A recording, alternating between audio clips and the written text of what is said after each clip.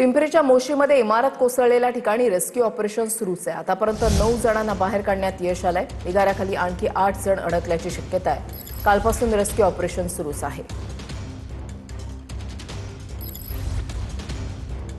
आता 9 लोकांना आतापर्यंत बाहेर काढण्यात आलेलं आहे। बाकीचे जे आहेत आता सर्च ऑपरेशन चालू आहे। एनडीआरएफची टीम, फायर ब्रिगेड असेल किंवा आर्मीची टीम असेल, वैद्यकीय पथक असेल, मनपा असेल, त्याचबरोबर पोलीस, हे सगळे विभाग या ठिकाणी त्यांचं काम चालू आहे। आणि रेस्क्यू करण्यामध्ये काय अडचणी येतात नक्की?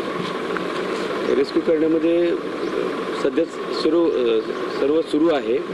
या ठिकाणी सगळं कचरा आहे, त्यामुळे कचरा बाहेर काढून बाजूला करून त्या ठिकाणी सर्च ऑपरेशन सुरू आहे। मोशीमधल्या कचरा प्रकल्पावरती जी इमारत कोसळलेली आहे त्या इमारतीमधलं लोकांचं रेस्क्यू ऑपरेशन जे आहे ते अजूनही सुरू आहे। काल रात्रीपर्यंत 9 जणांना सुखरूप बाहेर काढण्यात आलेलं आहे। 9 जण अजूनही अडकले असण्याची भीती व्यक्त केली जाते आणि सध्या आपण पाहतोय की घटनास्थळावरती रेस्क्यू ऑपरेशन जे आहे ते सुरूच आहे। मात्र जे अडकलेले व्यक्ती आहेत त्यांच्या कुटुंबातले सदस्य जे आहेत ते घटनास्थळावरती आलेले आहेत। त्यांना कालपासून हे सगळेजण नातेवाईक जे आहेत ते घटनास्थळावरती ठाण मांडून आहेत।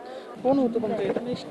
मिस्टर आहे। कालपासून काय संपर्क झालाय का? नाही। बरं, आता काय सांगितलंय तुम्हाला की काय? नाही अजून तर काय।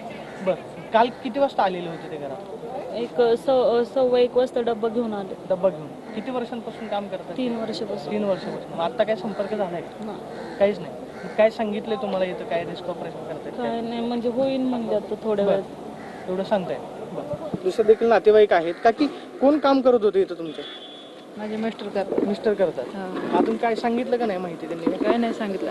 बरं, काल किती वाजल्यापासून तुम्ही इथं आहात? रात्री 4 वाजल्यापासून आहे तर। बरं, काल किती वाजता ते घरातून निघालेले होते? काल त्यांचं किती वाजता बोलणं झालं? 12:30ला घरातून आलेत तर। बरं, मग तुमचं बोलणं किती वाजता झालं त्यांचं? कामावून आले, बोलणंच नाही नंतर। परत काहीच नाही? नाही, नंतर हे कळल्याच्या नंतर फोन लावले तर फोनच लागा ना। म्हणजे कालपासून फोन बंद आहे? हा। बरं.